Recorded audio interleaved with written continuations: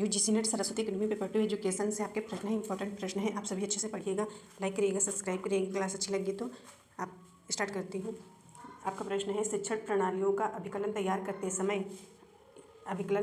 समय सही अनुक्रम क्या है जिस पर बल दिया जाता है। नीचे दिए गए विकल्पों से सही चयन आपको करना है, जिसमें आपका सी विकल्प सही दिया गया है। शिक्षण के उद्देश्यों का निरूपण, कार्य विश्लेषण, शिक्षण युक्तियों का विकल्प तैयार करना और मूल्यांकन मानदंड तैयार करना।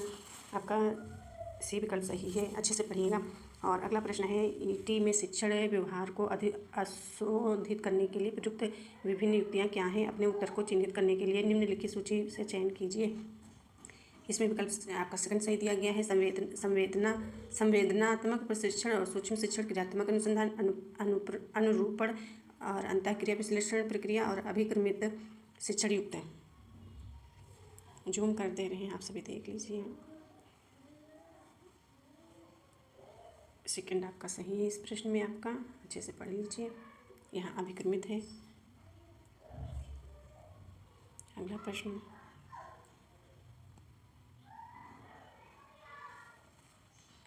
है एनोक्सिया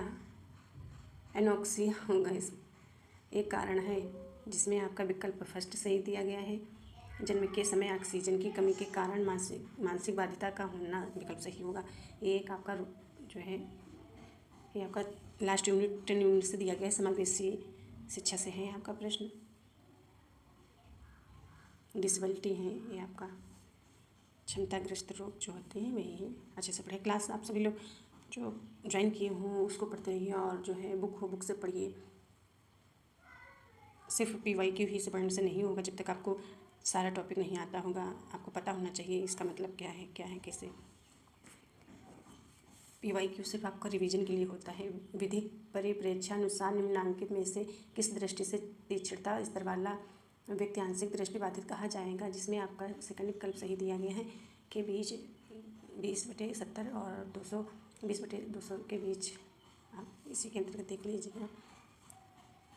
अगला प्रश्न है, निम्नांकित में से कौन सी विशेषता बौद्धिक रूप में बाधित बच्चे की नहीं है, जिसमें आपका सेकंड विकल्प सही दिया गया है। अब यहाँ ये सेकंड प्रश्न जो है आपका तो ऐसे हो जाएगा 20 अनुपात।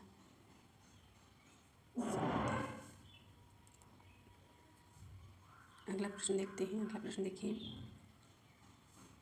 अगला प्रश्न है, मंदबुद्धि बालकों की शिक्षा के साथ इसमें से किसे सबसे अधिक संबंधित करेंगे, जिसमें आपका क्रिस्टाइन इंग्राम दिया गया है। विकल्प सही आपका 4 सही है।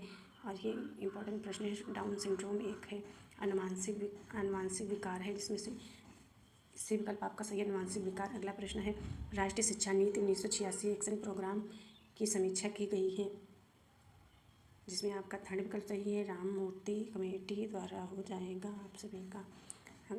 अगला प्रश्न देखते हैं। अगला प्रश्न है, इसकी शॉर्ट वीडियो है। अगला प्रश्न, संकलनात्मक उपबोधन के संदर्भ में निम्नलिखित में से कौन सा कथन सही है। थर्ड विकल्प सही दिया गया है। अगला प्रश्न देख लीजिए, निम्नांकित उपबोधन के प्रकारों में से कौन सा उपबोधन सेवार्थी केंद्रित है। आपका थर्ड विकल्प सही दिया गया है, संकलनात्मक। अगला प्रश्न देखते हैं। अगला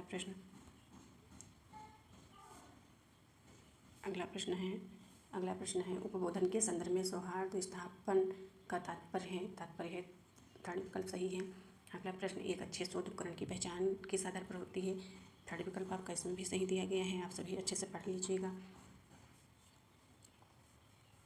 ये प्रैक्टिस के तौर पे आप सभी विद्यार्थियों को पढ़ना है। ये एक्सप्लेनेशन आपका दिया गया है, इसको आप, ये भी इम्पोर्टेंट आपका है।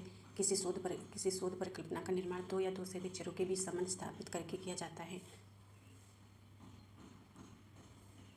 देख लिए प्रश्न 33 प्रश्न, मध्यचरता की परिकल्पना में निम्न में से कौन सी प्रक्रिया अपनाई जाती है, जिसमें आपका फर्स्ट विकल्प सही दिया गया है। अगला प्रश्न है, परिघटना आधारित अनुसंधान के लिए कौन सा शोध उपकरण सटीक है, जिसमें आपका फोर्थ विकल्प सही दिया गया है, रिपोर्टिंग। अगला प्रश्न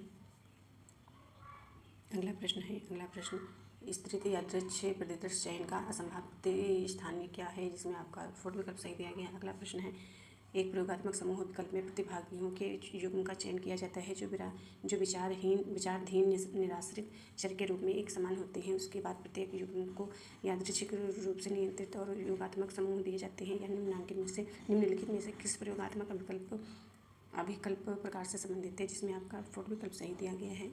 सुमेलित युग्म अभिकल्प। इतने ही प्रश्न हैं। आप सभी विद्यार्थियों को थैंक यू। अच्छे